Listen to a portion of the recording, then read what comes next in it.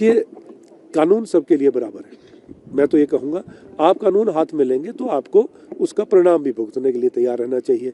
आप तो खुद बुद्धिजीवी हैं, आप समझते हैं इस बात को कि जिस तरह की घटना उस दिन हुई है, जिस तरह से पथराव किया गया, जिस तरह से वहाँ पर सामान को लूटा गया, तो वो तो एक वीडियोग्राफी के द्वारा पता लग गया। वो तो वीडियोग्राफी हुई है उसकी, उसमें जो जो लोग उसमें शामिल हैं उनके ऊपर कार्रवाई होनी चाहिए। मैं तो ये मांग करता हूँ और मैंने सदन में भी ये बात रखी कि इस तरह की घटनाओं को हमें रोकना पड़ेगा और यही हमारा दायित्व है, यही हमारी जिम्मेवारी है। और जहाँ विकास कार्यों को लेकर बात है, प्रदेश सरकार जो है विकास कार्यों को गति देने के लिए वचनबद्ध है, ये मैं कहना चाहूँगा।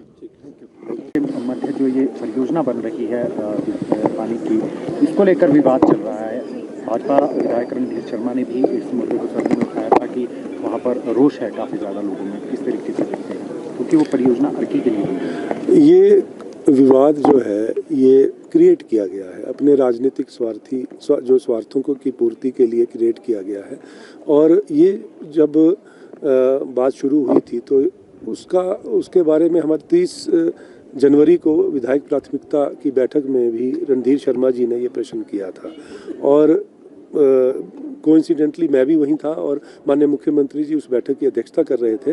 तो मैंने माननीय मुख्यमंत्री जी से आग्रह किया कि ये क्योंकि मेरे अर्की विधानसभा क्षेत्र से संबंधित मुद्दा है तो मैं चाहूँगा कि इसमें स्पष्टीकरण दूं। तो मैंने उस समय भी उनको कहा था कि आपके पास अधूरी जानकारी है और आप इस विवाद को तूल ना दें। राजनीतिक मंच आपको कई मिल जाएंगे। ये एक पानी 9,000 लोगों को लाभान्वित होना है और 9 पंचायतों को ये पानी पेयजल योजना जो बन रही है, तो उनका ये उस समय कहना था कि ये किसी कंपनी के लिए बन रही है, अंबुजा सीमेंट कंपनी के लिए ये पेयजल योजना बनाई जा रही है, जबकि वो बिल्कुल गलत है। और वो बाद में पुष्टि भी हुई इस बात की जब ये विवाद बढ़ गया। और एक उस दिन जो एक मैं समझता हूँ कि बहुत दुर्भाग्यपूर्ण दिन था जब माननीय विधायक महोदय भी वहाँ पर थे और उनके सामने जिस तरह से पथराव वहाँ पर हुआ जिससे 8 हमारे पुलिसकर्मी अर्की से संबंधित और 1 होमगार्ड के जवान और अधिकारी कर्मचारी जो है उसमें घायल हुए।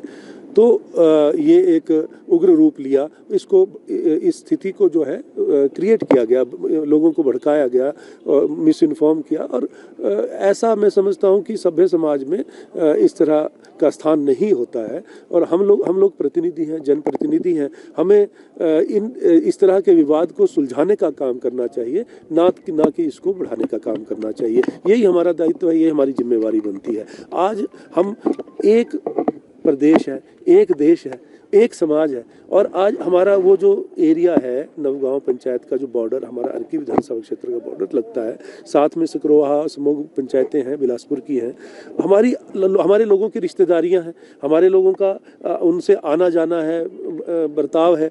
तो आज जिस तरह की खाई पैदा करने की कोशिश की जा रही है, मैं इसकी निंदा करता हूं और मैंने सदन में भी इस बात को बोला कि आप पहले जानकारी प्राप्त करें और जानकारी प्राप्त करने के लिए जॉइंट कमेटी जो है बनाई गई थी, डिप्टी चीफ मिनिस्टर द्वारा आदेश दिए गए थे, जिसमें SC-IPH Bilaspur, XN-IPH Bilaspur, SC-IPH Arki, SC-IPH Solan and XN-IPH Arki, इनको लेकर एक जॉइंट कमेटी बनी। जॉइंट कमेटी ने अपनी रिपोर्ट दी और उसमें साफ तौर पे ये पहले नंबर पे ये कहा गया है कि ये पेयजल योजना इन पंचायतों के लिए, नाम भी बताया कि इन पंचायतों के लिए बन रही है।